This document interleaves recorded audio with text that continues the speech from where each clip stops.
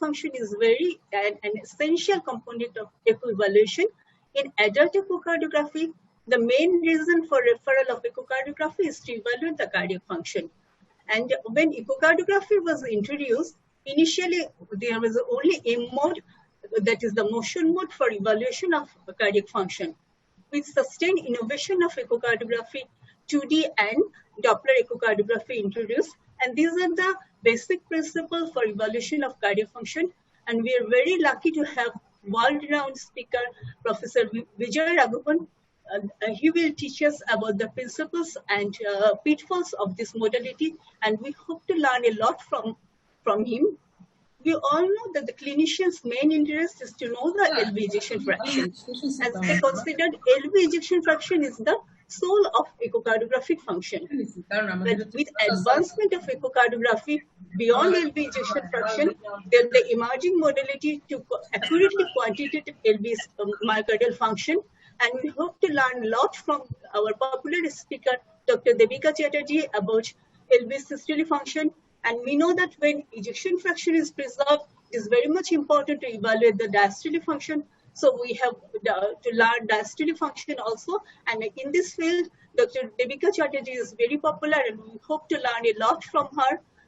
And finally, we have our great teacher, the pediatric cardiologist, Dr. Sivakumar, with us. He is a great teacher, and every year he comes to Bangladesh to teach us. We are very lucky and happy to have him among us. He will teach a very important topic, that evaluation of the prosthetic valve. So, and we have renowned cardiologists among us, Professor KMHS Sirazul Haque, Professor Syed Azizul, Professor Chaudhry Mishkat Ahmed, Professor Sakil Gafur, Professor Liakat Tapan, Brigadier General Professor Nurun, Dr. Khaled Mohosin, Dr. Debika Chatterjee, she is one of our speaker too, and Professor Vijayaraghavan, he is also one of our speaker, and our panel of experts comprised of Professor Abdullah Baki, Professor M. Mujibur Rahman, Professor Hossain, Dr. M. Tawhiduzzaman, Dr. Amirul Khusru, Dr. Mizanur Rahman, Dr. Abu Mohammed Shafique, Dr. S.M. Quamrul Huque, and Dr. Diastolic. We hope this session will be fruitful and very interactive. So without further delay, I request my co-moderator, Dr. Tahmina, to introduce the speaker and start the session. Dr. Tahmina, please. I welcome you all in our first talk of this session. It is about the principles and pitfalls of M mode, 2D echo, and color Doppler echocardiographic measurement. For this, I would like to request Dr. G. Vijayaraghavan, who is the Vice Chairman and Founder Director of Kerala Institute of Medical Science, Trivandrum, Kerala, and who was also awarded by the Padma Shri Award by the President of India in 2009. Now, I would like to request Dr. G. Vijayaraghavan to start his talk. Sir, could you please?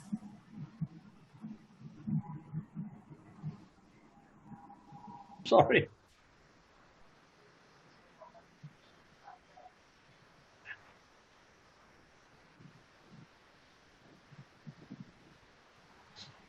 I think I've changed I would like to thank Dr. Banerjee, Dr. Rahman, Dr. Nurul Islam, my friend Dr. Majumdar, and all my friends in the Bangladesh Cardiac Society for their kind invitation. I've slightly changed the title. Often, many of my juniors come and ask, have I done something wrong? Some answers to questions your juniors may ask. And that's the way I will go by, and I will take on mainly case reports. First is a case of mitral regurgitation. This is a patient with mitral regurgitation where the person who was doing the echocardiogram was so apologetic and came and told me, sir, the regurgitant velocity is 7.52 meters per second. How do I account for this velocity? The brachial blood pressure which I took is only 160. The LV pressure is 26 plus LA pressure is so high. How to explain? Let us look at what was happening in the various cardiac chambers and valves. When we looked at the mitral regurgitation, if you look at it is fairly early, not pan, and mid to late systolic. Not only that, look at the aortic valve.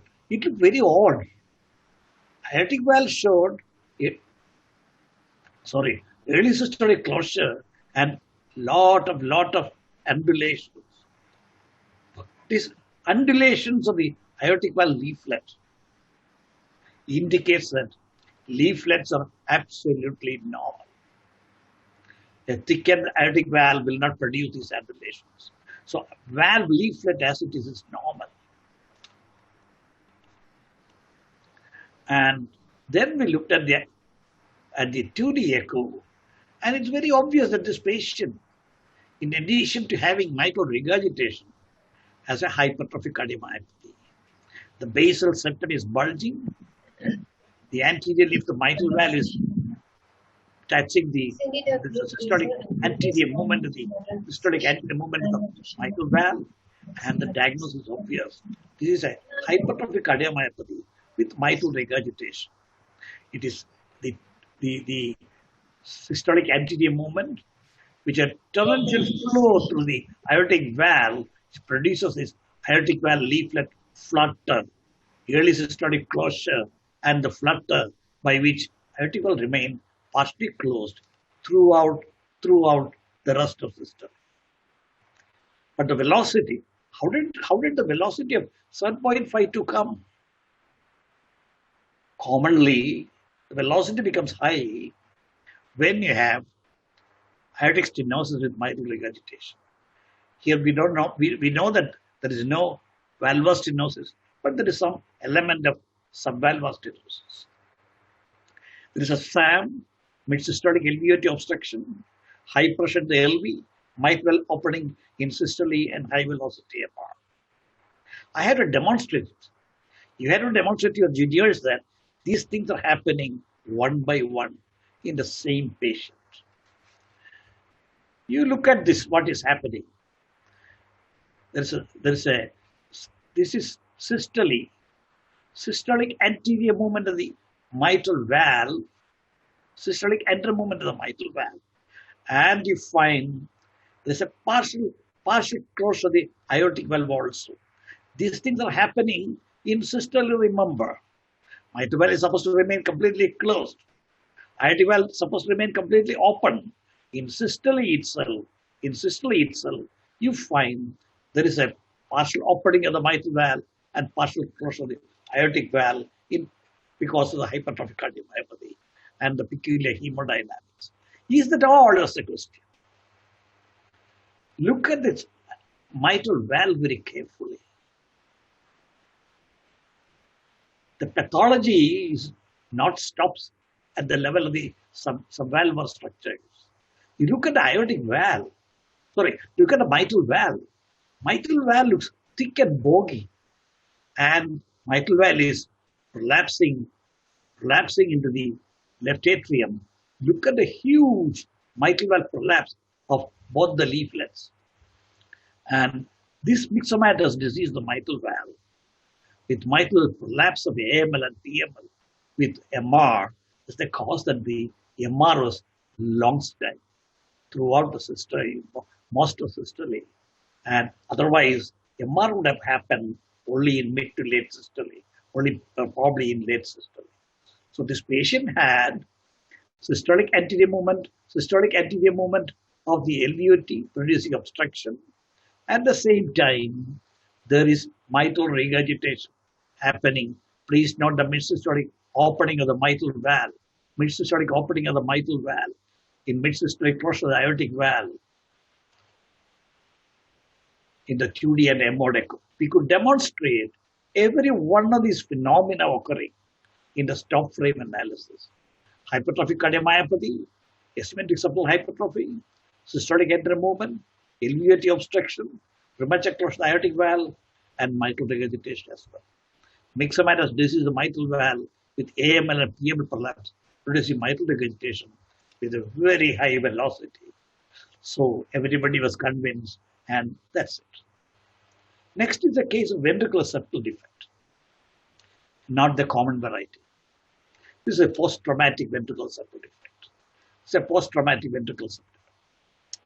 The car collided against a tree. He had a lot of head injury, taken to the hospital, put on a ventilator, SI with sedation, muscle relaxant, heart rate tachycardia, little high blood pressure, no cardiomegaly, heart sounds normal, CV is normal, polytrauma, CT head shoulders, subarachnoid hemorrhage, diffuse cerebral edema, echo study was normal heart. And next 2 weeks, he improved to be mobilized to bedside chair with tracheostomy and peg feeding, and we thought that was the end of it. ECG was normal, chest X-ray was normal, echo was normal. But on the 12th hospital day, clinical examination, he developed a pansystolic murmur in the left atrial border. Murmur appeared to spill over the diastole. Chest X-ray showed pulmonary edema, and he required more oxygen for maintaining the oxygen saturation. Everything changed on the 12th hospital day. Tachycardia, blood pressure fell to 90/60, viral crepitations over the lung fields. And look at what has happened to the septum. There's a large area of the septum has given way. Large area of the septum has given way. And through that, there is a left to right shunt directly into the outflow tract to the right ventricle. Large left right shunt to the outflow tract to the right ventricle. And look at the velocity profile. This is the classical velocity profile of the VSD. But on second look, you think there is something odd with this velocity profile, and that is what has alarmed my colleagues.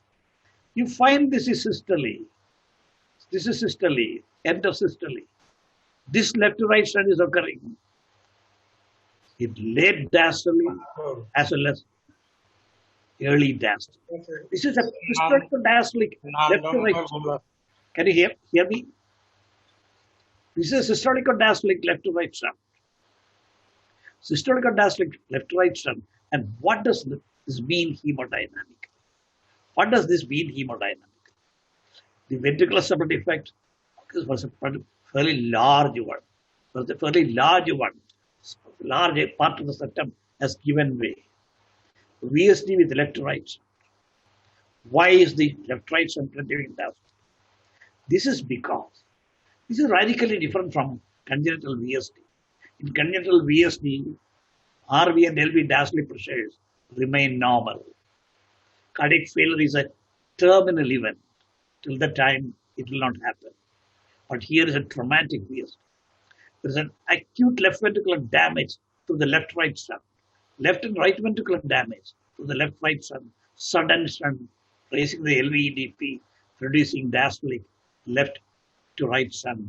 And that is the mechanism that we have been observing in the Doppler velocity profile. This trauma of the left ventricle could well be demonstrated by strain pattern. Minus 7.2 was the global strain. So significantly damaged left ventricle. Acute trauma and sudden left to right shunt. It took a long time for the left ventricle to recover. This is 3 months after surgery. It was only 6 to 8 months after surgery, left ventricle became nearly normal. And this is the pattern of acute traumatic ventricular septal defect. RV and LV takes long time to recover. Yet another patient. This patient had mitral tricuspid valve disease and significant tricuspid regurgitation. Question was, can you diagnose tricuspid stenosis in the presence of significant tricuspid regurgitation? This was the question that was asked to me. Patient mitral stenosis with mitral regurgitation, as you may see here, and mitral valve was 1.1 square centimeters. This is the right side, and we find there's quite a bit of tricuspid regurgitation, but there is a turbulent flow across the tricuspid valve in diastole indicating there could be a tricuspid regurgitation, tricuspid stenosis. Is it the turbulent flow by the tricuspid regurgitation was the main question. On imaging the tricuspid valve very carefully, looking at the septal, the anterior, the posterior, and the anterior leaflet, you could see diastolic doming of the tricuspid valve.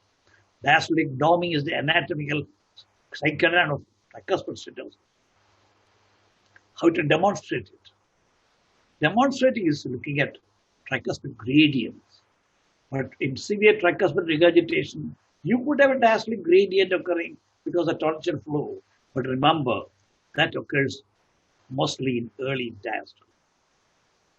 When you find there is a end-diastolic gradient, there's an end-diastolic gradient, you find that at the end diastole, there is a obstruction. Tricuspid regurgitation produces a patulous valve through which the whole blood will flow into the right ventricle in diastole, mostly in early diastole. There cannot be a late systolic gradient as you may find here. Late systolic gradient as you may find here.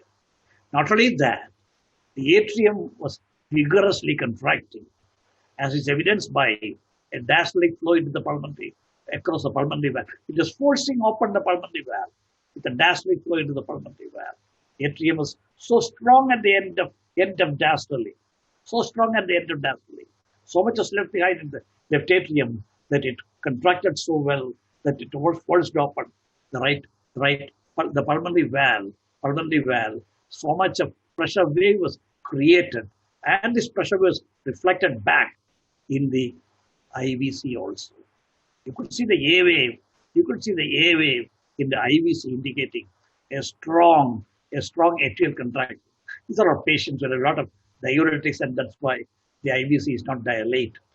The atrial systolic reversal was very well delineated in the hepatic venous flow also.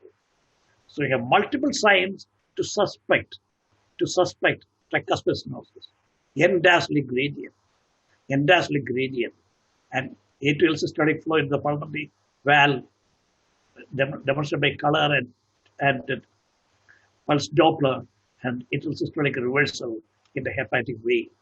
So these are the signs by which you diagnose tricuspid stenosis in a patient with significant tricuspid regurgitation. These are organic tricuspid disease, secondary to rheumatic fever, and please look for tricuspid stenosis very carefully in anyone who has significant thickness of the tricuspid valve. And you can diagnose tricuspid stenosis by these various signs. The next patient is a poster PDA presenting with cyanosis. The question was, how did she develop cyanosis? History of PDA closed at the age of 4 years, 1983. She stand up in 2017 for a ventral hernia repair. Recently had effort dyspnea of grade 2, psychiatric problems and medical management, postlateral thoracotomy scar on exam, clinically normal, ECG and chest x-rays were normal, clinical path results were normal, oxygen saturation was 90%, excellent, chest x-ray was normal, and echocardiogram was normal, and there is some pulmonary regurgitation. Unfortunately, it was not profiled, so we don't know about the pulmonary diastolic pressure, but the left heart was normal, and the PA pressure preoperatively was 51 millimeters of mercury. 51 millimeters mercury preoperatively. She was cleared for surgery.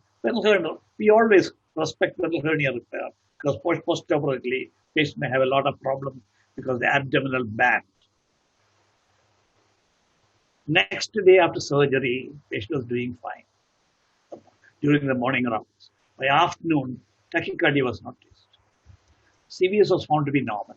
By evening, patient complained of dyspnea and chest discomfort, clinically diffuse lung signs, and surprisingly, arterial saturation was 88%. Chest X-ray showed right basal consolidation. Pulmonary CT pulmonary angiogram was normal. CT lung showed right lower lobe collapse. Small right pleural effusion. Patient was moved to medical intensive care room and put on oxygen. Right lower lobe collapse in the skygram. And the echocardiogram was radically different. You may find dilated right ventricle, flattening of the interventricular septum is a reverse D. And picture was one of severe pulmonary hypertension on echocardiogram. Look at the right ventricle, which is markedly dilated and probably a little hyperdynamic. Left side of the heart was normal.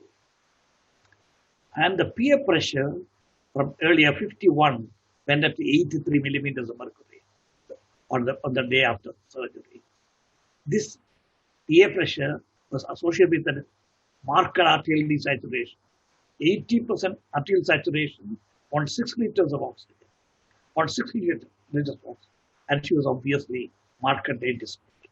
Doppler showed primary pulmonary hypertension. The TAPSE was normal, RV function was normal. And pulmonary angiogram was also normal that it did. But right lower lobe collapse, consolidation was a finding on CT. The peer pressure still went up to 95 millimeters of mercury, and this was a finding. And by about the fifth post-op day, the peer pressure came down to 71, and she was slowly weaned of oxygen. Arterial oxygen on room air was 92. She was still desaturating. Why should a patient desaturate? And this desaturation seen everywhere, unlike a PDA reopening and producing a shunt to the PDA. Lower limb, upper limb, it was all the same. Why should she desaturate? This was the main question they were asking. Why should there be 92%? We thought we have to do something to demonstrate the desaturation. And we thought we will do a saline contrast echo. Saline contrast is still the right side of the heart, but you can see it forcing open the foraminal valve and producing a right to left shunt. Some acute pulmonary hypertension, acute right atrial hypertension, forcing open the foraminal valve and the right to left shunt across the foraminal valve, producing cyanosis. The cyanosis was far more worse when the peer pressure was 95. It came down slowly when the lung recovered. And this kind of phenomena is very common in patients with patent ductus arteriosus. Patent ductus arteriosus may have a hyperreactive pulmonary vascularity. Such pulmonary vascularity may react to a collapse consolidation and raise the blood pressure to very high levels, raising the right side of pressure, producing a right left shunt at the atrial level. Persistent arterial desaturation. She's slowly becoming asymptomatic and discharged. In about 6 months' time, she was absolutely normal, with normal saturation and normal activity. So this is a very, very, very mysterious situation where we were finding it difficult to explain. 65-year-old motor mechanic, recurrent history of fatigue and dyspnea, nausea and vomiting 1 week, multiple hospitalizations for cardiac failure in the last 2 years, heart rate 68 per minute, BP 130/80, AVP elevated, mild cardiomegaly, normal heart sounds, no murmurs. He was on numerous drugs, digoxin, beta blockers, diuretic, statins, lab investigation, routine workup was normal, mild cardiomegaly, ECG showed LVH with strain. Apical views today, lazy left ventricle, dilate. It is slow in everything. A lazy left ventricle, apical view. And when we looked at the tissue velocity, that's the time my colleague Ryan coming to me. Sir, this tissue velocity looks grossly abnormal. Tissue velocity, this is the S wave. This is the mitral closure time. This is the mitral opening time.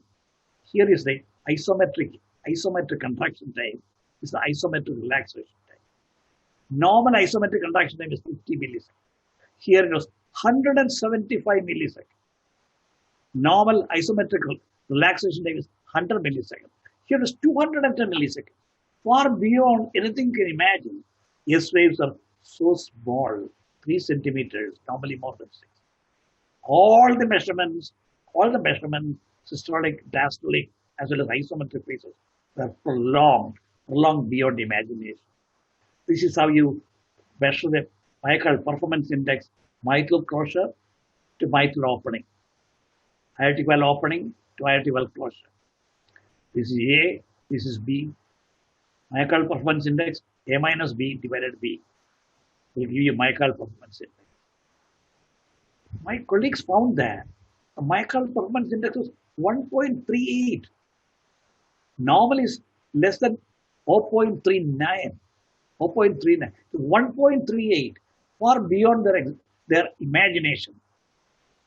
A myocardial performance index or T index more than 1.4 was independent prognostic factor for death or emergency heart transplant during 2 years follow-up and had more predictive power than EF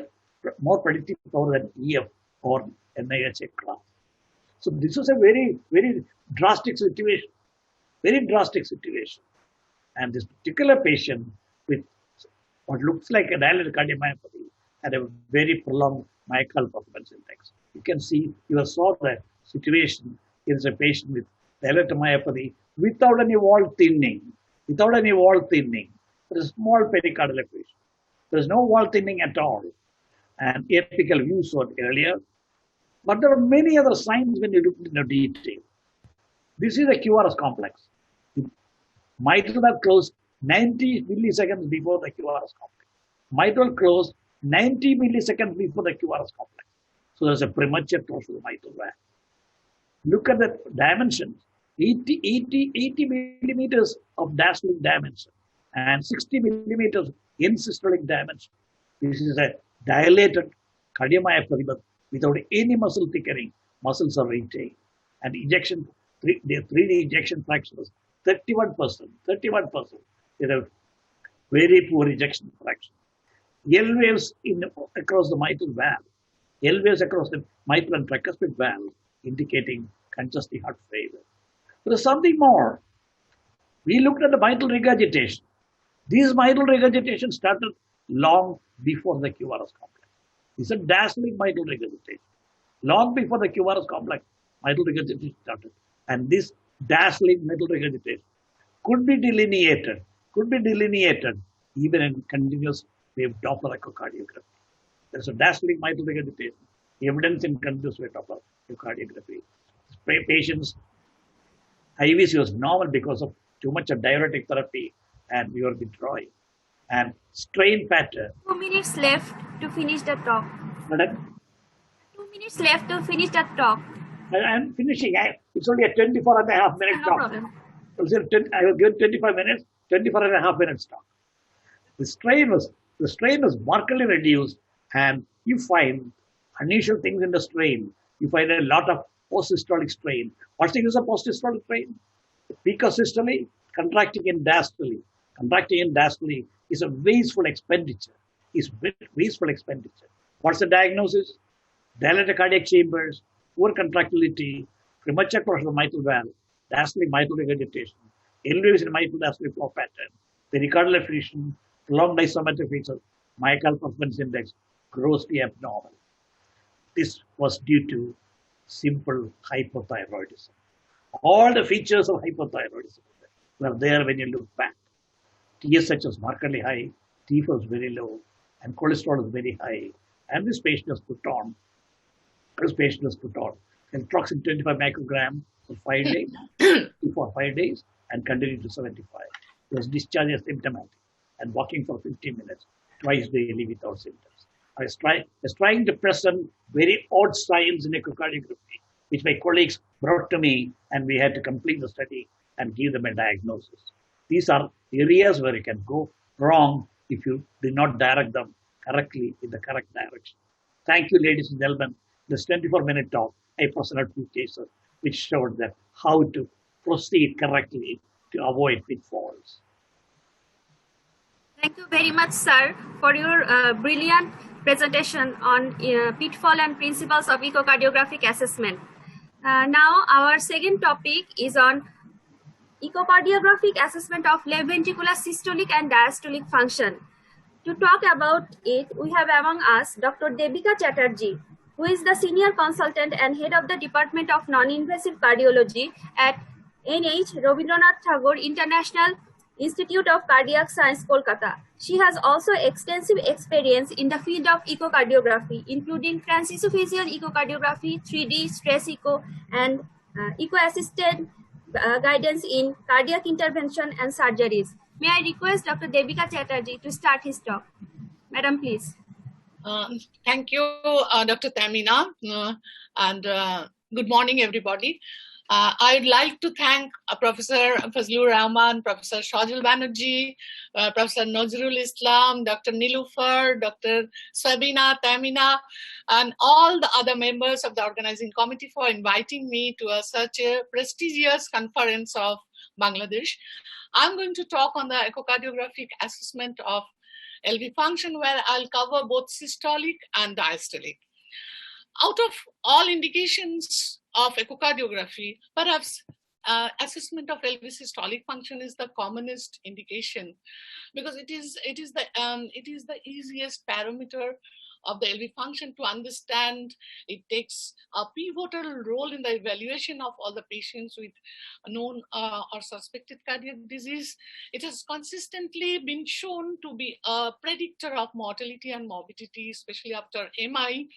And it has a vital role in deciding and guiding our line of management.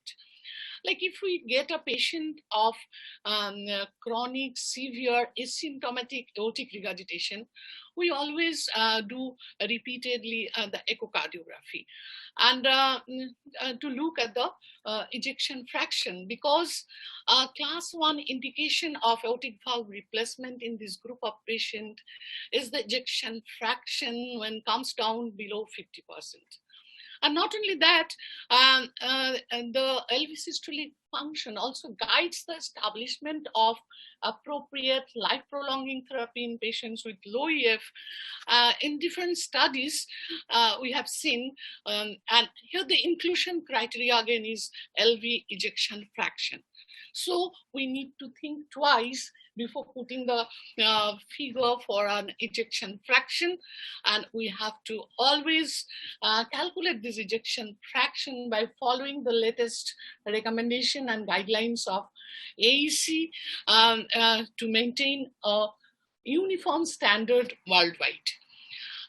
Now, when we measure the LV systolic function from the linear dimension, either with 2D or 2D guided M-mode echocardiography, it depends on how and where we measure.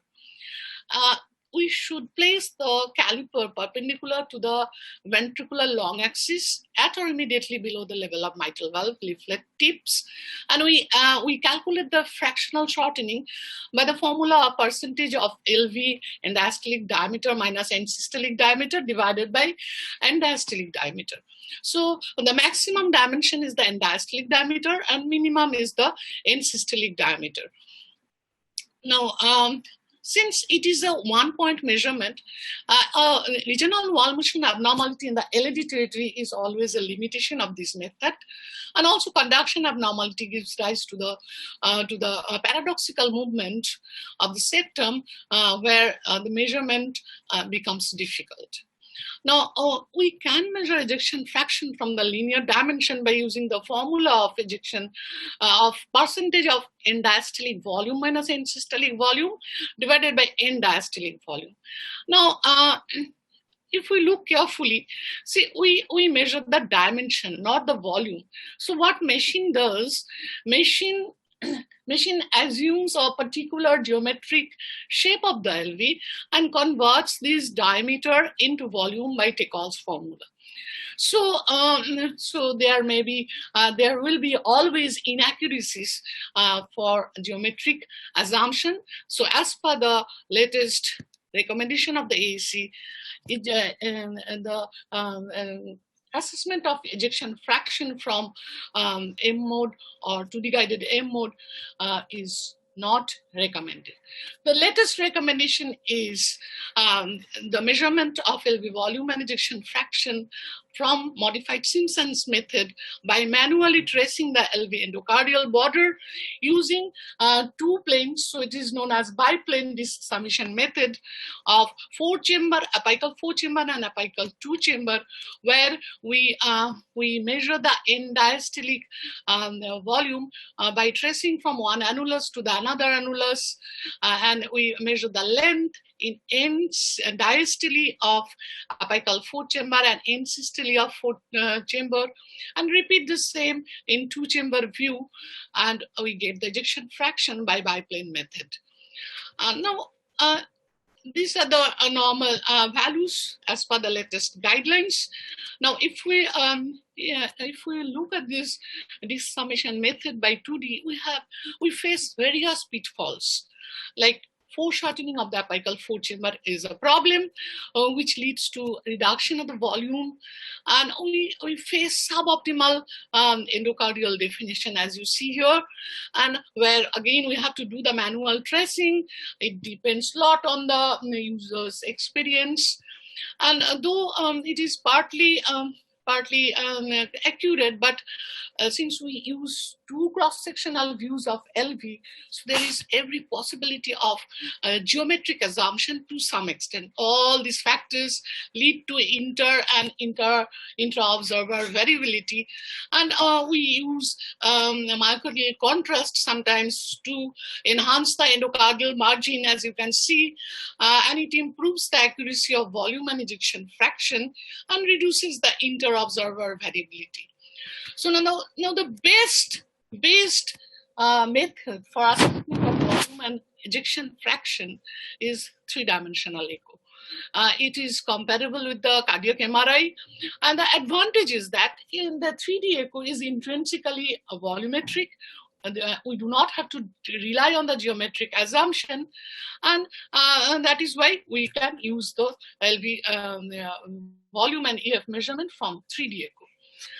Another underutilized method of assessment of LV systolic function is DPDT from mitral regurgitation. This is basically a rate of acceleration of mitral regurgitation jet from 1 meter per second to 3 meter per second. So it's in early systole when there is no significant change in the LA pressure. So it is not, an aortic valve is not yet open, so it is not affected by afterload. Faster the LV pressure rise, better is its function. So to measure it, we should have a measurable mitral regurgitation. We do the CW Doppler at MR from apical 4-chamber view and measure the time interval in millisecond between 1 to 3 meter per second. Now, and we utilize, if the machine has got the software, machine will give the value, or if you don't have, then utilizing this time in millisecond, we can divide 32,000 because the difference of pressure gradient is 32, and we are multiplying it with 1,000 because we are measuring in second. So the value comes to be 699 millimeter of mercury per second in this case, which indicates LV systolic dysfunction because normal value is more than 1200 millimeter of mercury per second. A very modern technology is the global longitudinal strain with spectral tracking echocardiography, which is said to be very, very reproducible and feasible technique also. And it offers incremental prognostic data over LV ejection fraction. And the literatures have shown that it is an early marker of systolic dysfunction. This is done by using a software called spectral tracking echocardiography. So where we assess the motion of the myocardium, the segmental longitudinal strain is measured in apical 4-chamber, apical 2-chamber, and apical 3-chamber. And then the machine computes and takes the average value and gives it in bullseye plot. Normally, bullseye plot is bright red. Bright red indicates the myocardium is healthy and strain is normal. And the normal value of GLS is -18 to -22%. So a more negative value is good for the myocardium. If there is a change of color from red to pink or white, it indicates abnormal strain. Look at this patient, a patient of anteroseptal MI. Large area has been involved, and we do the speckle tracking echocardiography to get the global longitudinal strain, and we get a value of only minus 9.9%, and that indicates a larger infarction with severe systolic dysfunction. Here is another case of severe aortic stenosis. As you see, the LV is contracting very nicely, and we got an ejection fraction of 60%. And there is a mean gradient of 56 millimeter of mercury, so it's a severe aortic stenosis. But as we do the GLS, we see that GLS is only minus 5.9%. So this patient is having subclinical LV systolic dysfunction, though we got normal ejection fraction. So the patient should have the aortic valve replacement as soon as possible. Let us go to the LV diastolic dysfunction now. Let us start with a patient who is 60 years old, obese male, presented with progressive exertional dyspnea with fatigue. And on examination, we got all the findings of congestive heart failure. Now, what is the cause of this congestive heart failure? Obviously, we go for echocardiography to rule out the systolic dysfunction, and we see that there is no regional valve motion abnormality. LV is contracting very well with an ejection fraction of 70%. Then what is the cause? So we do the Doppler echo, and we see that patient is having diastolic dysfunction with elevated LV filling pressure. So this patient is basically in diastolic heart failure with preserved ejection fraction, which accounts for 40 to 50% of all heart failure.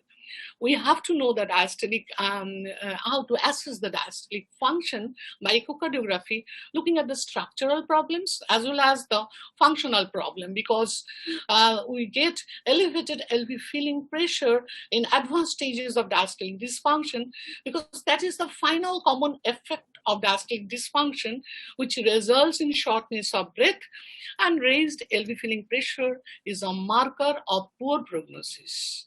And moreover, as per the latest recommendation of AEC, the classification or grading of diastolic dysfunction is based on the presence or absence of elevated LV filling pressure. So we need to know the LV filling pressure also. Now, if we look at the 2D echo parameters, we get the objective evidence of cardiac structural problem like asymmetrical septal hypertrophy, regional valve motion abnormality. In case of MI, all these findings point towards the diastolic dysfunction. We can assume that these patients will have the diastolic dysfunction. But out of all 2D echo parameters, it is the enlarged LA, left atrium, which is a robust indicator of diastolic dysfunction with elevated LV filling pressure in absence of anemia, atrial fibrillation, mitral valve disease, and athletes. Now the question is, how do we measure LA? We usually measure LA in external long axis, which is an antero-posterior diameter. Now, LA is a three-dimensional structure. It has the superior inferior diameter or medial to lateral other than the anteroposterior diameter. And it may so happen that anteroposterior diameter is normal, but the LA is increasing in lateral to medial direction or superior to inferior direction. So as per the latest AEC recommendation, anteroposterior linear dimension should not be used as the sole measure of LA size. So what do? We measure the LA maximum volume index by biplane area length method from the apical 4-chamber and apical 2-chamber view. We choose 1 to 2 frames before mitral valve opens. That time LA is in its maximum volume. And then we measure the area in 4 chamber, length in 4 chamber, area in 2 chamber, length in 2 chamber. Out of this 2 length, we take the shorter value, and the difference should not be more than 10%, and apply these values in this formula to get the LA volume, and divide it by body surface area to get the indexed LA volume. Upper limit of normal is 34 ml per square meter of body surface. Now let us go to the mitral inflow pattern for assessment of diastolic function. Now that we do from the apical 4-chamber view, we put the sample volume at the level of the tip of mitral valve leaflets and get the pulse wave Doppler. So normally we get 2 waves. Normally the E wave is more than the A wave, as we call this E and A. So E is more than A normally. Now, as the relaxation abnormality sets in, E wave becomes smaller than the A wave. Now, as the diastolic dysfunction advances, LA pressure rises, the E wave becomes taller than the A wave. And over a period of time, further advancement of diastolic dysfunction takes place. LV becomes non-compliant, LA pressure greatly rises, resulting in very tall E and a small a, and this is called the restrictive pattern. So now if we look at this pattern, pseudo-normal, which is where LA pressure is moderately increased, and look at this normal pattern, they look very similar. From here onward, the relaxation abnormality is there, but it is because of the raised LA pressure, this pattern is changed from the impaired relaxation to the pseudo-normal and restrictive pattern. Now, how do we differentiate this pseudo-normal from normal? We have 2 methods. One is the preload reduction method, which is called Valsalva maneuver, and also by utilizing the tissue Doppler velocity and measuring it in the mitral annulus, we can differentiate. Now let us see how Valsalva maneuver goes. So this is a normal person having a normal diastolic flow E more than the A. I ask the patient to do the Valsalva, and then I see that both E and A are reduced proportionately, keeping the ratio just like before. But look at this patient. This is a case of hypertrophic cardiomyopathy with obstruction in the mid cavity with enlarged LA, and I get a pattern where E is more than A. So to differentiate, I ask the patient to do the Valsalva. As he does, it reduces the preload, and look at the pattern now. It has gone back to the impaired relaxation pattern where E is less than the A wave. Or we can utilize the tissue Doppler velocity in normal patient where E is more than A. The tissue Doppler velocity both at the septal and the lateral annulus will show E prime more than A prime, as you can see. But in case of a pseudo-normal pattern, you see it never lets us down. E prime will be less than the A prime, showing that this is a pseudo-normal pattern. This is a pseudo-normal pattern because tissue Doppler velocity is giving the correct picture of E prime less than the A prime, both at the septal and the lateral annulus. Now, taking the measurement of a ratio of E by E prime, we can predict the LV filling pressure.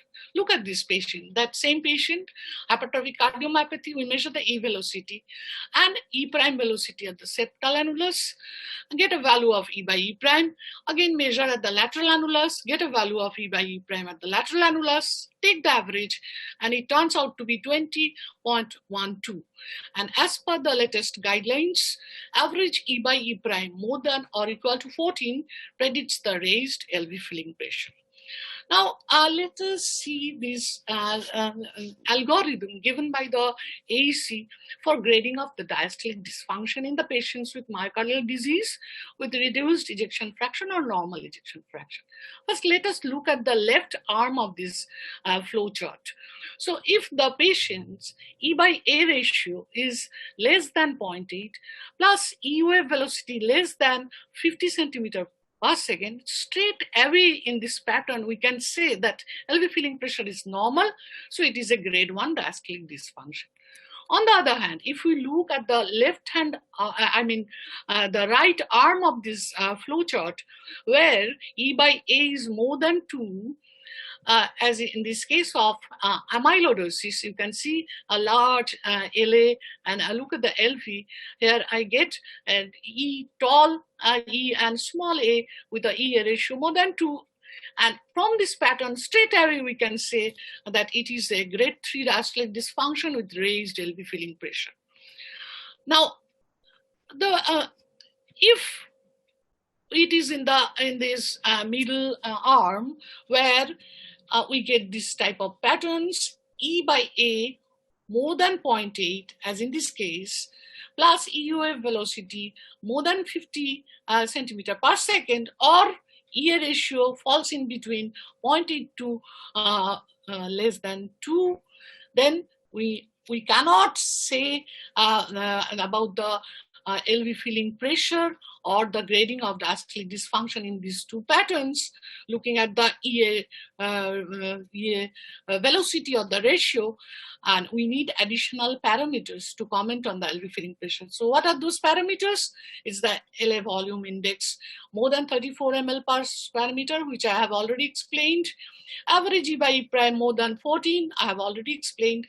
The third additional parameter is the raised pulmonary arterial pressure, systolic pressure from TRZ. So we look at the TRZ, and here we get a velocity of 3 meter per second. So normal value is less than 2.8. So it indicates there is raised raised pulmonary arterial systolic pressure. So it indicates elevated LV filling pressure. Now, out of these three criteria, if 2 or all 3 are negative, then we say it's a grade 1 diastolic dysfunction with normal filling pressure. If 2 or 3 are positive, it falls into the grade 2 diastolic dysfunction with raised LA pressure. But if we only have 2 criteria available, suppose there is no tricuspid valve regurgitation, and out of these 2, all 2 are negative, then it again falls into grade 1. And if 2 are positive, it goes to grade 2. But if only 1 positive and 1 negative, we cannot determine the LA pressure, and we cannot comment on the diastolic dysfunction grade. But we can always take the help of other parameters like pulmonary venous flow pattern, which is normally, normal pulmonary flow pattern shows systolic wave more than the diastolic wave. But in case of reduced ejection fraction, patients having myocardial disease with reduced ejection fraction, if the systolic wave is less than the diastolic wave, as in this case of anteroseptal MI, it indicates raised LV filling pressure. But this is not applicable in case of healthy young with normal ejection fraction, mind it. So ejection fraction should be reduced with myocardial heart disease. Or we can take the help of isovolumic relaxation time, which is normally less than 70 milliseconds. We measure it by keeping the pulse Doppler in between mitral valve and aortic valve, measure the time between the aortic valve closure and mitral valve opening. This time is prolonged in grade 1 diastolic dysfunction with normal filling pressure, but when it shortens, it indicates that LV filling pressure is high. So it has got a challenge, of course, of tachycardia.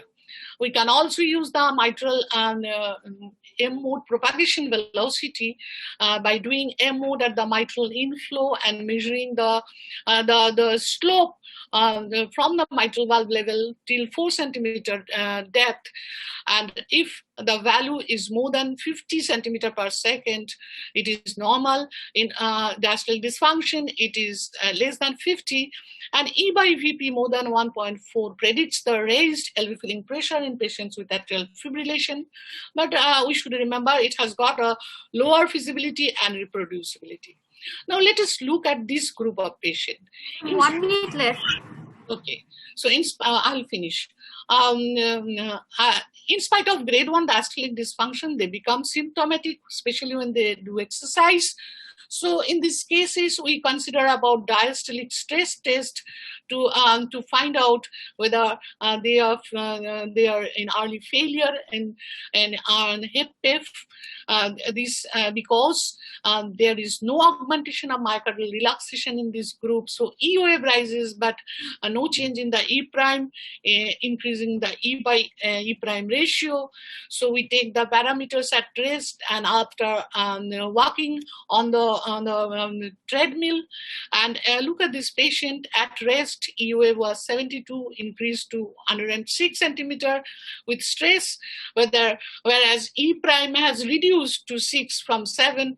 So post-exercise E by E prime more than 13 has 90% specificity and 60% sensitivity for raised LV filling pressure. We can do passive leg raising test also. Here we have the advantage of heart failure. There is no tachycardia.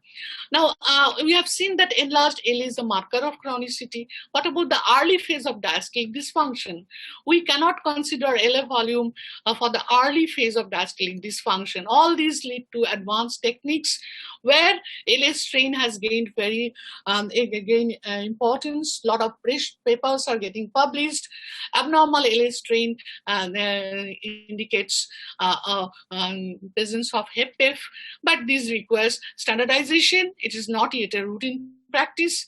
So to conclude, I'd say that assessment of LV function is one of the most critical part of echocardiographic examination, but it should be done carefully, making it very simple and following the algorithm. Thank you. Thank you, Dr. Debika Chatterjee, madam, for your brilliant presentation on LV assessment of systolic and diastolic function by echocardiographic modalities. And now our last topic of this session is echocardiographic assessment of prosthetic heart valve. To talk on this topic, I would like to request the great teacher and the great pediatric cardiologist from India. Good morning, sir. Sir, could you please start? Good morning. It's a pleasure to join all of you in Dhaka. I hope I am audible and the slides are visible. Yes, sir. Thank you. So after two nice talks by Dr. Vijayaraghavan and Dr. Debika, we will discuss in the next few minutes about echocardiographic assessment of a prosthetic valve. Now, if you look at the criteria given for assessing a prosthetic valve dysfunction, whether it is a stenosis or a regurgitation, a lot of parameters will be copied from what is practiced for a native aortic valve or a mitral valve stenosis or regurgitation. Many of the parameters like assessment of the volumes, assessment of regurgitant fraction, every parameters will be more or less copied from native mitral or aortic valve regurgitation or stenosis.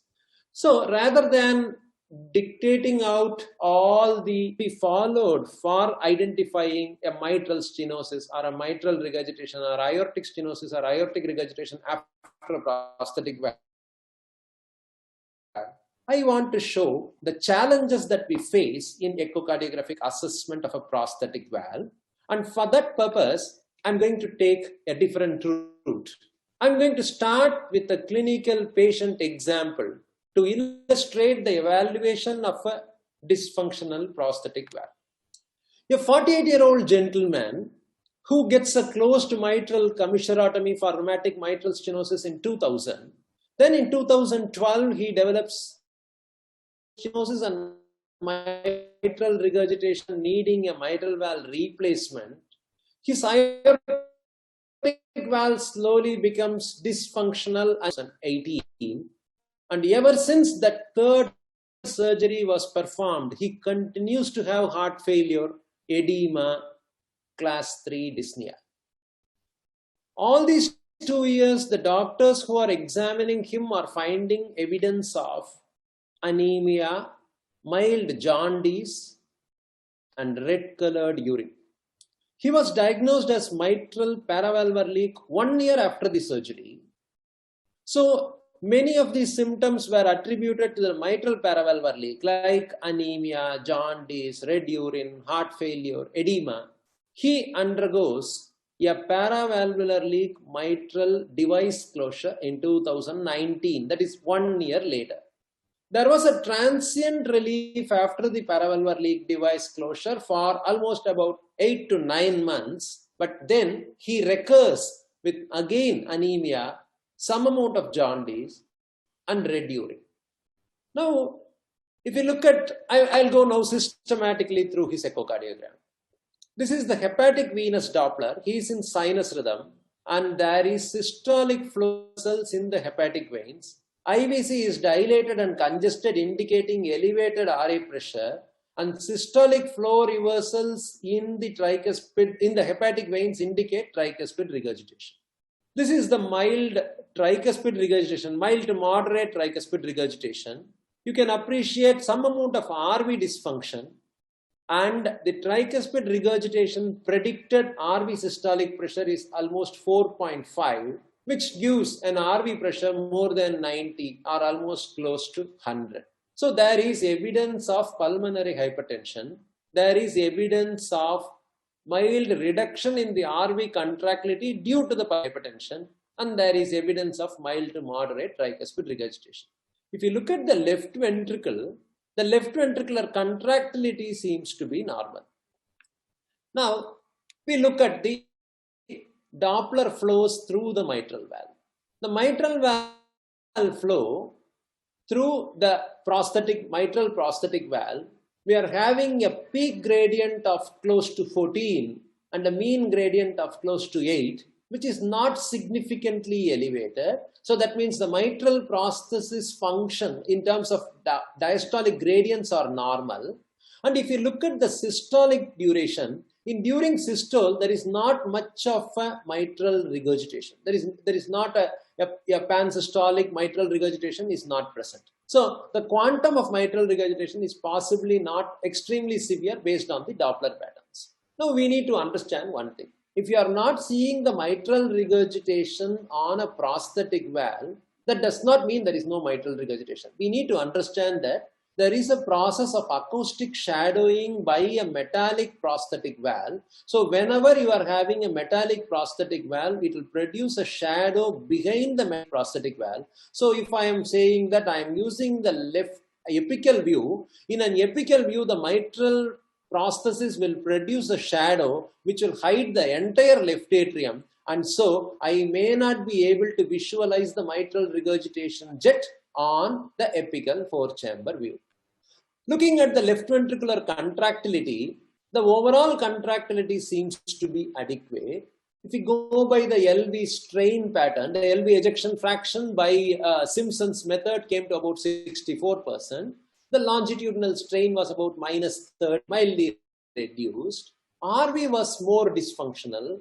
RV strain was, the free wall strain was -8 to -9. So RV is more dysfunctional, possibly due to the significant pulmonary hypertension, which is a reflector of high right ventricular afterload.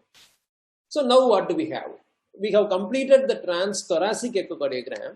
We have evidence of normal left ventricular function, normal mitral valve prosthetic gradients.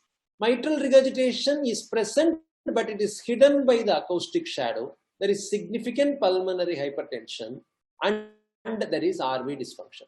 Now, because the patient is having an aortic prosthesis also, aortic prosthesis is also hiding the assessment. This is the aortic prosthesis, and the aortic prosthesis also hides the assessment of mitral regurgitation. So, because of this, the transthoracic echocardiogram has got a limitation now. So, what next? The next option obviously will be transesophageal echocardiogram. So, this is a transesophageal echocardiogram looking at the bileaflet mitral prosthesis. Very clearly, the two discs are opening and closing appropriately. So, that means the mitral prosthesis opening and closure is adequate. If you carefully look at the other features, there are some loosely mobile masses that are seen on the left atrial side. And if you go a little laterally towards the left atrial appendage, again there are some loose masses. Let us concentrate on the mitral valve movement. Appreciate there are 3 jets. All the 3 jets are laminar. All the 3 are uniformly blue in color, indicating that there is no significant obstruction. We will know that in every mitral bileaflet prosthetic valve, there are 3 orifices, 1 central orifice and 2 lateral orifices, and all the 3 orifices are seen here. So, mitral valve disc mobility is normal. Now, we were looking at some of the mobile masses on the other view. We can also appreciate this is the paravalvular leak device that was positioned in 2019. So, we can appreciate there are some loose masses on the surface of the annulus, and these are the paravalvular leak devices, and so we can appreciate some sort of mobile masses on the top of the devices. So here we are putting the color over the previous paravalvular leak devices. So this is the paravalvular leak device. There is a small amount of residual flow that is seen between the devices, and posterior to the 2 discs, posterior to the 2 paravalvular leak devices, there is some more mitral regurgitation, and here there is a loose mass that is floating on the surface of the devices. So the information that we have till now, there is some amount of leak through the device, there is some amount of leak posterior to the device, so this is also paravalvular. The valve function is normal. There are some abnormal loose mobile masses on the surface. So now concentrating on the mobile masses, there is a mobile big mass over the annular region, and in the region of left atrial appendage, there are multiple tiny masses, and if you look carefully on the color flow, there is a jet that is hitting over those areas of the appendage, and corresponding to that there are multiple small masses. So now is our question. We have identified that there is a significant posterior paravalvular leak behind the 2 previously placed devices with multiple abnormal masses, loose mobile masses. So now what are the possibilities? We have normal LV contractility, we have normal mitral valve leaflet motion, we have 2 previous paravalvular leak devices, and posterior to these 2 paravalvular leak devices, there is a posterior severe paravalvular leak. There are loose mobile masses over the paravalvular leak devices in the region of left atrial appendage. The mitral antegrade flow is normal. Mitral valve prosthetic opening and closure is normal, also contributed by the significant paravalvular leak MR. So MR is present. Now the questions are, what is the explanation for the loose masses? Now we go back to the history. There is anemia, there is jaundice, there is red urine, there is dyspnea, there is edema. All these things are going for 2-year duration. Now option 1, infective endocarditis. Infective endocarditis can produce anemia, jaundice, red urine, dyspnea, edema, and loose multiple masses. But this is going on for 2 years. He has not been treated with any antibiotics. So 2-year duration is against infective endocarditis. So then, is it all these symptoms are due to paravalvular leak? Possible. Anemia can be due to paravalvular leak. Jaundice due to paravalvular leak.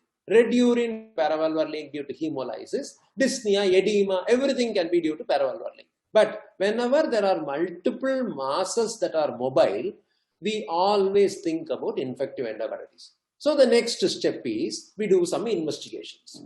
The hemoglobin is 8.9, anemia.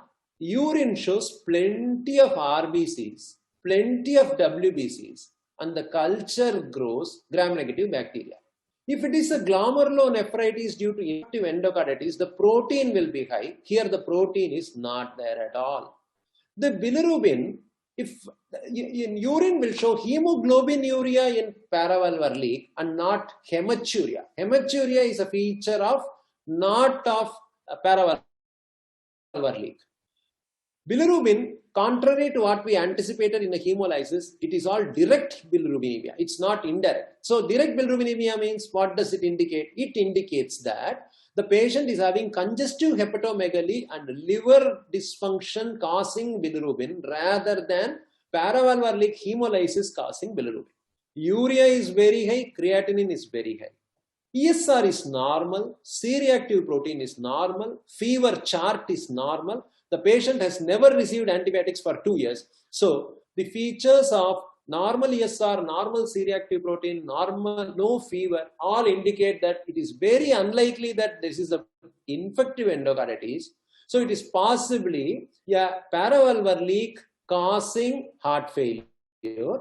Along with that, the culture being positive, RBC being positive, all are possibly explained by a chronic urinary tract infection of significance.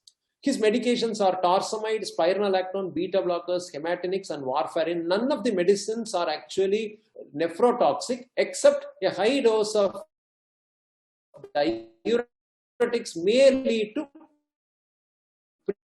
renal insufficiency. So now the C-reactive protein, no fever, and 2-year duration all indicate against infective endocarditis. The red urine is hematuria, not hemoglobinuria. If it is hemoglobinuria, then paravalvular leak induced hemolysis is possible, but this is hematuria. Bilirubin is direct, indicating liver congestion from right heart failure and pulmonary hypertension. So between the differential diagnosis of infective endocarditis versus paravalvular leak, we want definitive answer on the masses.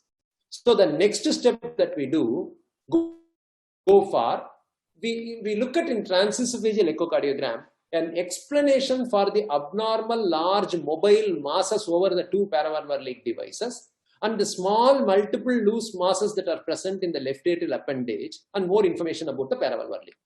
So now we go for a 3D echocardiogram. These are the 2 paravalvular leak devices. One device here and second device here with the mitral prosthesis here. The prosthesis movement is normal, good bileaflet valve. This is the mobile mass over the device. Now, if you carefully look at this mass is strict rectangular mass, which means this is one of the surgical pledget that has been used by the surgeon. A vegetation will not be a strict rectangular mass like this. So this is a surgical pledget that we have been interpreting as a possible mobile mass. Now we have to interpret what are the tiny masses that are present in the left atrial appendage. We now have an explanation for this large mass. Now there are multiple small jets. And so these small jets, if you look at the residual leak between the device, it is skirting that area. And so these are all possibly jet lesions rather than an infective endocarditis. Now, if you carefully look here, these are the appendages. The 2 discs are seen. There is a small amount of and that paravalvular leak is causing the jet lesions. These tiny masses are possibly not infective endocarditis. And you now quantify the paravalvular leak. These are the 2 devices. And on a 3D echo, there is a posterior 3rd significant leak, which looks like we may be able to plug this also. Now, it is very, very important before putting in an additional device to exclude endocarditis. And now we are convincingly excluding an endocarditis because this mobile mass is strictly rectangular in shape, which is a surgical pledget.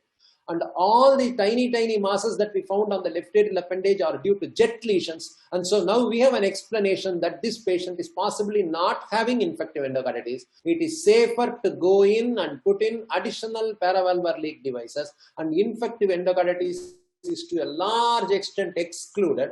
Already we have negative cultures, we have normal ESR, normal C-reactive protein, and absence of fever for the entire 2 years. And on the top of it, now we have an evidence. Whatever we saw as a mobile mass is all having an explanation. One is a surgical pledget, and the tiny masses that we found on the left atrial appendages are all due to the jet lesion hitting against the left atrial appendage, causing endothelial abrasions and producing tiny masses. So now the final diagnosis for us, post double valve replacement, post paravalvular leak device closure 1 year ago, there is persistent severe pulmonary hypertension.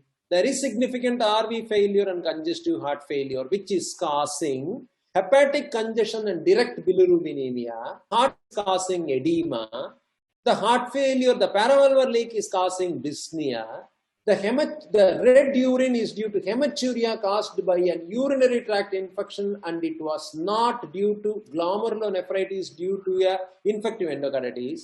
There is fairly a significant posterior paravalvular leak. These are the two previous devices. This is an anatomical surgeon's view. So anteriorly is the aortic valve, this is the mitral prosthesis, and this is posterior. And the loose mobile structures that we saw are pledgets or jet lesions. This is a pledget, and what we saw here were jet lesions.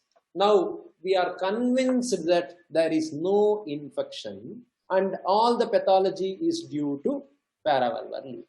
So what did we learn from this case presentation? Evaluation of prosthetic valve is far more complex compared to a native valve.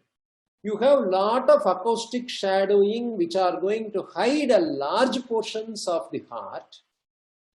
Assessment of a native aortic valve and a native mitral valve is not equal to assessment of an aortic prosthetic valve and a mitral prosthetic valve. So much of echogenic structures, so much of surgeon-induced sutures, pledgets, all of them will be there, and they will alter loose mobile masses cannot be considered as infectious just because they are mobile, but they have to be factored in. We need to understand the issues created by acoustic shadows. A significant mitral or aortic regurgitation may be hidden by the acoustic shadow. We have to understand different valve designs, and based on the valve design, what is its opening and closing. We have to understand the altered anatomy that has been created by the surgery and a different set of hemodynamics compared to native valves. If it is a bioprosthetic valve, depending on the age of the bioprosthetic valve, the acceptable gradients will vary. And if it is a mechanical valve, depending on the nature of the mechanical valve, the gradients will vary. Whether it is a ball and socket valve, whether it is a bileaflet valve, whether it is a single leaflet valve. The routine tricks of diagnosing infective endocarditis may cause not only overdiagnosis but also underdiagnosis.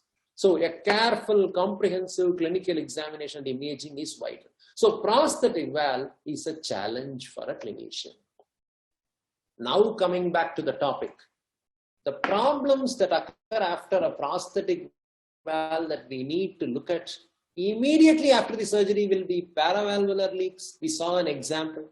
Thrombosis of the valve leaflet causing immobility of one of the leaflets. Low cardiac output state, which can be due to a reason completely independent of the prosthetic valve due to the ventricular dysfunction. Infective endocarditis can happen very early, and patient prosthesis mismatch, which is a higher gradient for a given prosthetic valve, all these may manifest immediately. Late after surgery will be structural valve deterioration. As the valve gets older and older and older, some of these mechanical valves show some amount of degeneration, and biological valves show far more degeneration. Thrombosis, bleeding, pannus formation, regurgitation which may be valvular or paravalvular, infective endocarditis, patient prosthesis mismatch, chronic hemolysis in mechanical valves, and sometimes pseudoaneurysms in the subannular area. All these will be problems after prosthetic valve. The possibility that you will have some sort of event after a valve replacement is quite high after any prosthetic valves. So if you track a patient for about 15 years after a valve replacement, you have a substantial amount of problems that will come one after the other. It may be valvular, paravalvular regurgitation, it may be structural valve failure more and more with bioprosthetic valves, it may be endocarditis, it can be embolism.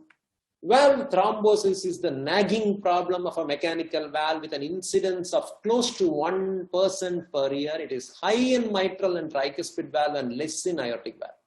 Often attributed to be due to inadequate oral anticoagulation. It happens even with adequate oral anticoagulation.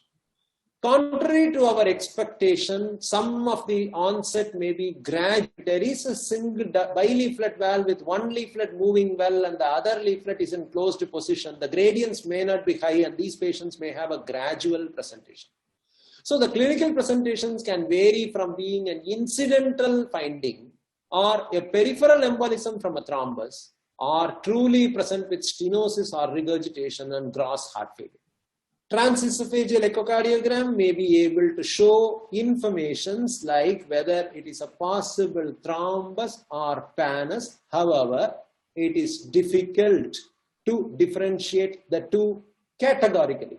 The very fact that acute or subacute presentation alone cannot differentiate between thrombus and pannus is because if there is a bileaflet valve and one leaflet is fully mobile, the gradients will be normal for a long period of time and the patient may not have a symptom at all. So just by the history of acute versus subacute, and acute means I will go for a thrombolysis and subacute means I will go for a surgery, does not hold good. When we see the patient acutely, it just means that the previous leaflet was closed for 1 year and the second leaflet got closed for the last 3 days. So it is not so easy to differentiate between prosthetic and pannus. The recommendations that are given for a valve is fluoroscopy to confirm the valve abnormalities. Whoever is very sick, like class 3 or class 4, or any patient who is because thrombolysis in these patients carries higher mortality. Whereas if a patient is relatively stable, then you can try a thrombolysis.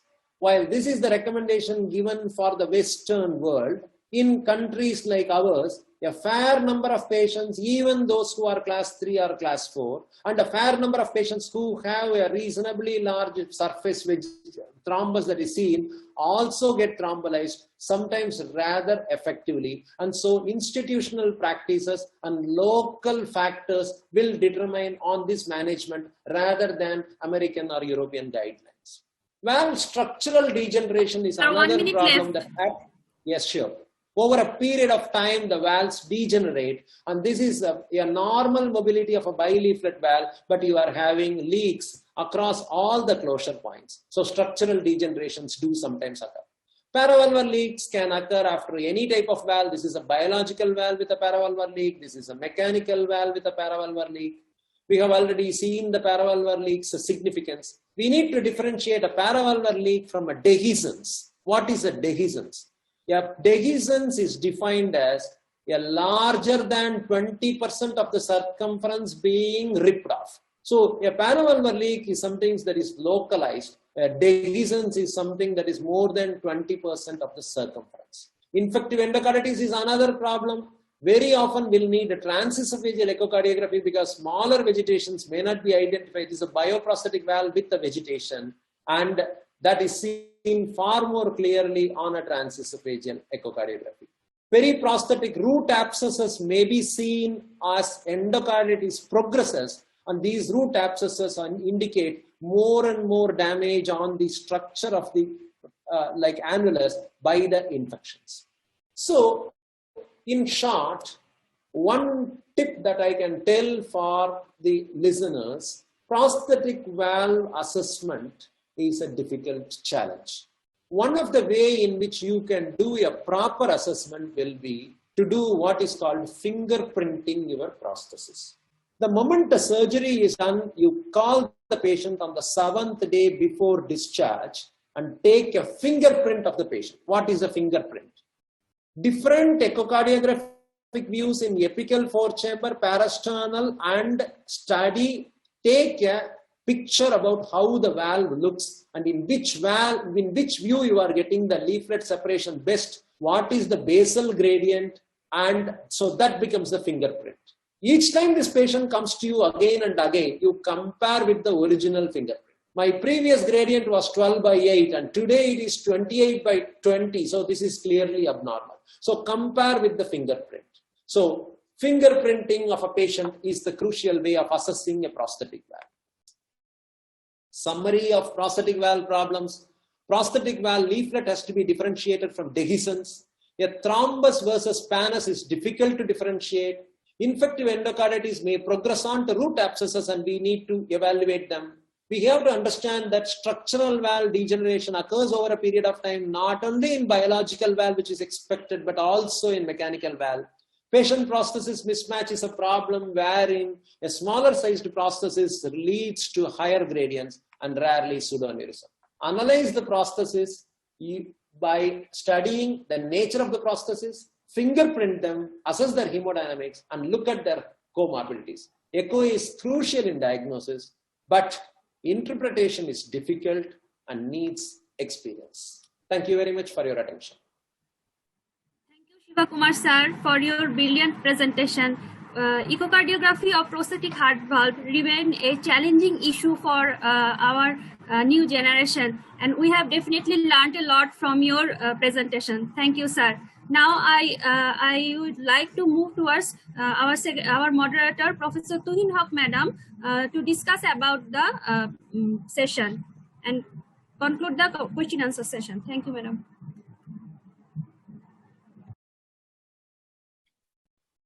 Thank you, Dr. Tamina. And I'd like to congratulate all the speakers for their nice presentation. Professor Vijayaraghavan nicely pointed out, and by showing the important cases, how we should concentrate on each case to avoid the pitfalls.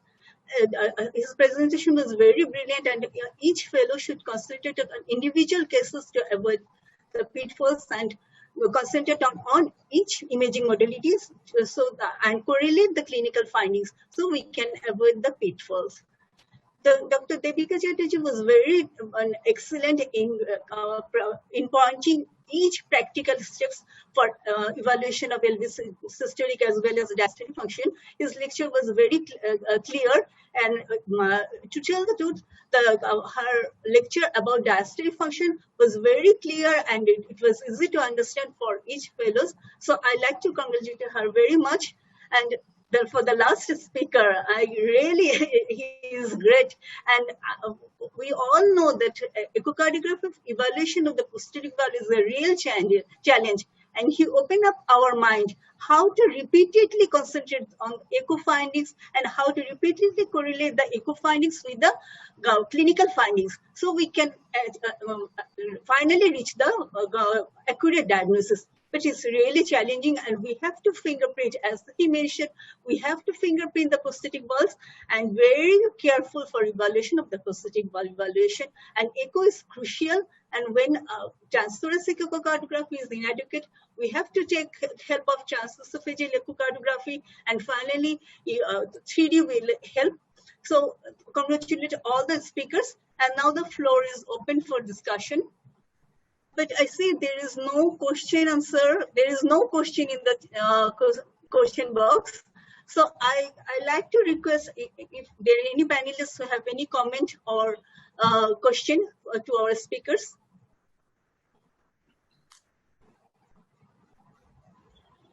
If not, then I would like to request our chairpersons if they have any comment for the speakers. Professor Tuhin? Yes. This is Dr. Khaled Mohosin. I'd like to thank all the three speakers, particularly their topic is very relevant in the field of adult echocardiography. Though I know Dr. Sivakumar is a very dedicated structural interventionist, and is a very dedicated pediatric cardiologist.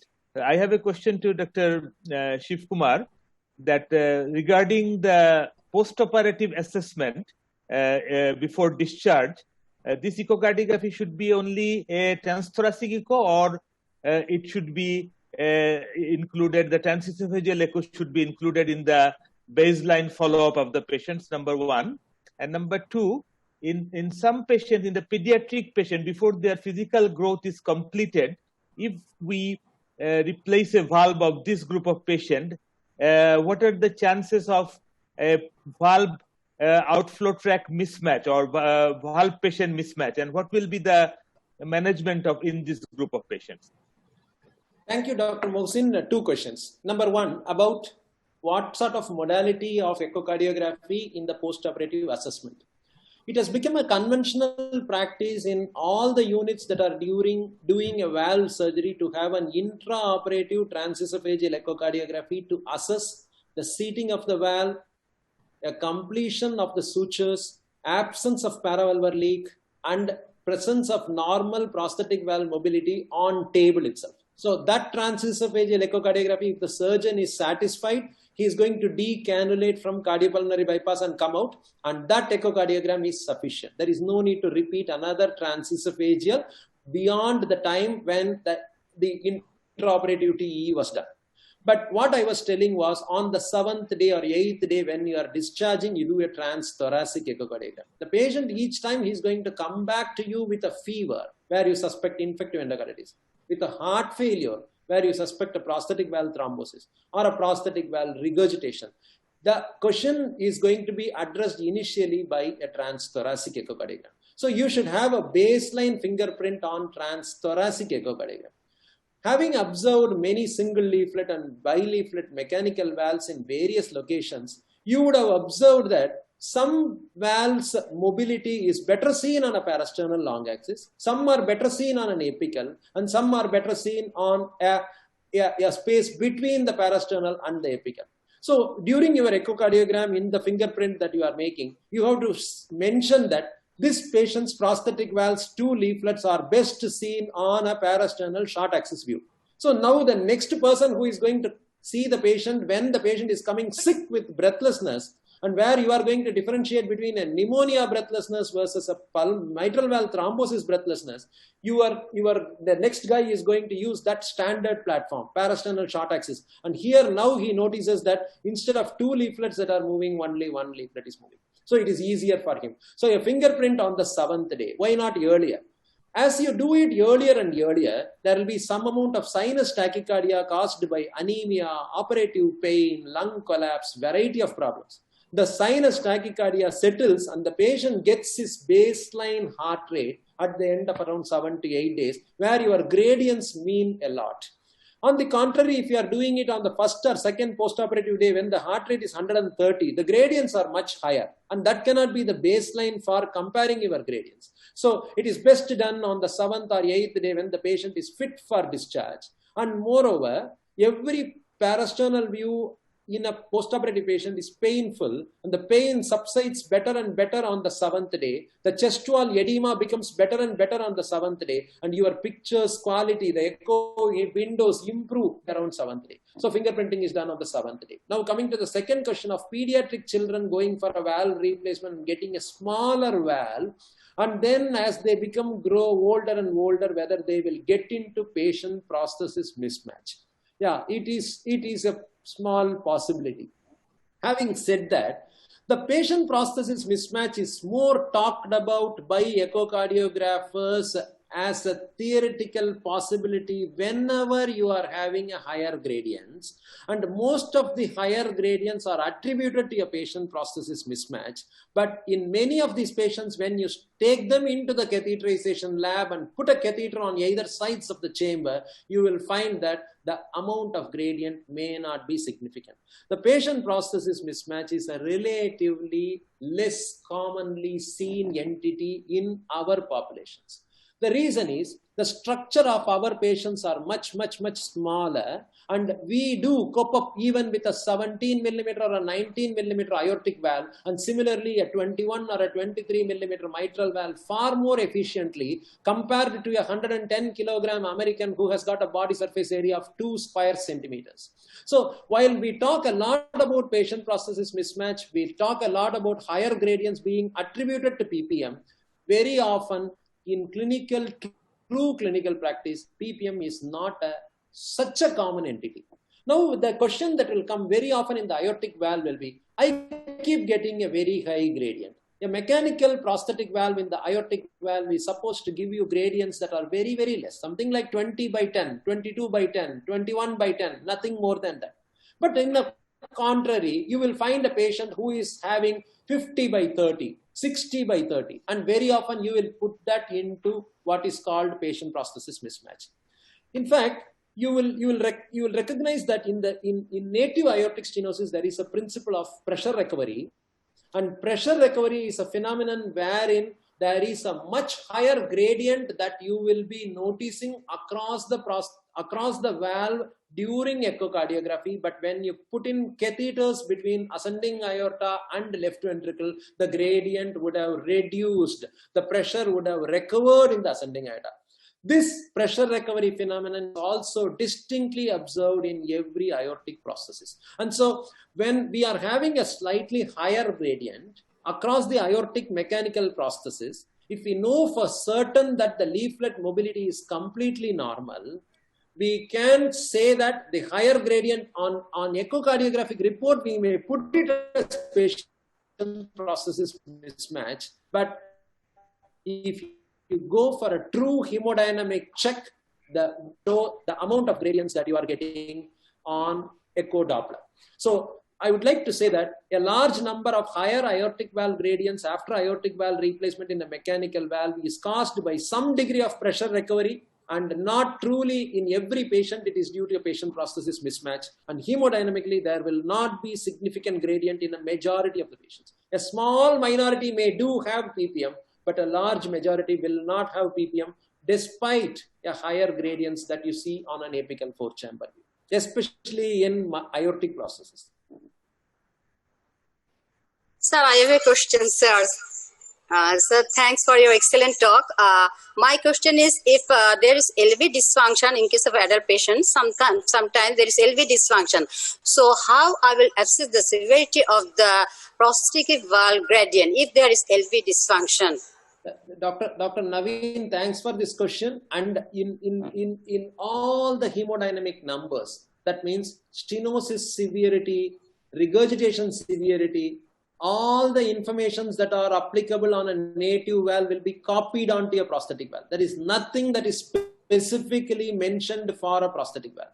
If you are having a low gradient due to severe LV dysfunction in an aortic stenosis, the same low gradient will be there in an aortic dysfunctional prosthetic valve also. That is one of the reasons why I did not put tables after tables to identify what is normal mitral mechanical valve and prosthetic valve.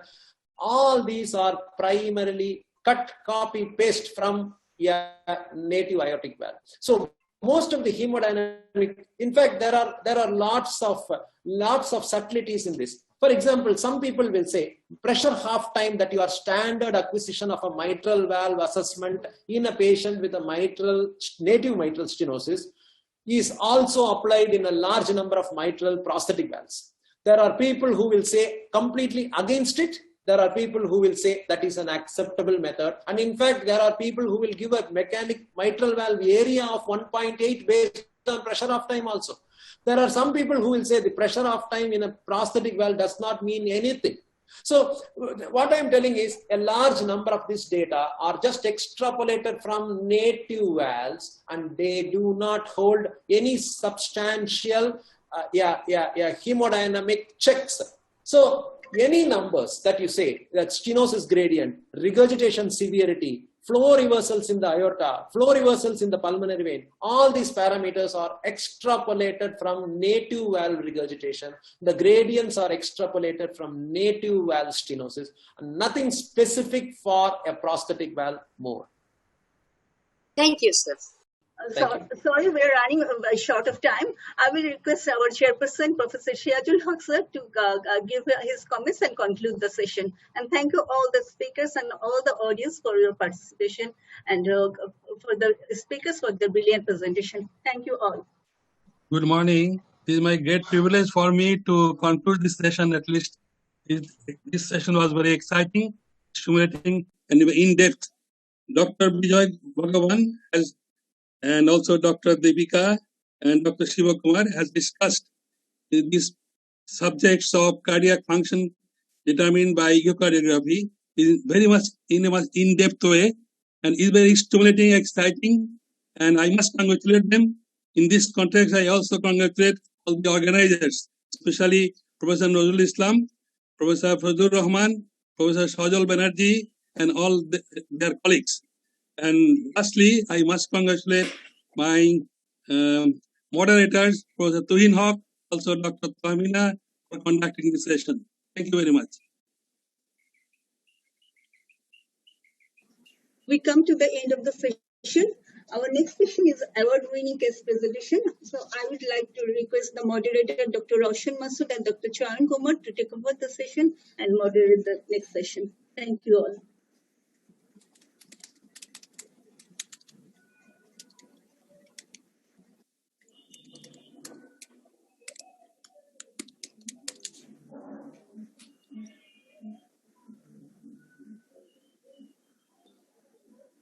Charan, I am audible? Audible. Sir, audible. You are audible. May I start? Yes. Okay. Hello everyone. Good morning. Welcome to International Virtual Echo Summit 2020 webinar program. On behalf of Bangladesh Echocardiography Society, I am Dr. Mohammed Shafique with co-moderator Dr. Charan Sinha. This is a pleasure to be a moderator for this session. Honorable international and national faculties, respected chairpersons are Professor Shafi Al-Mujumdar, Professor Muhammad Farooq, Professor Razia Sultan Mahmood, Professor H.I. Lutfur Rahman Khan, Professor Muhammad Nur Hossain Manik,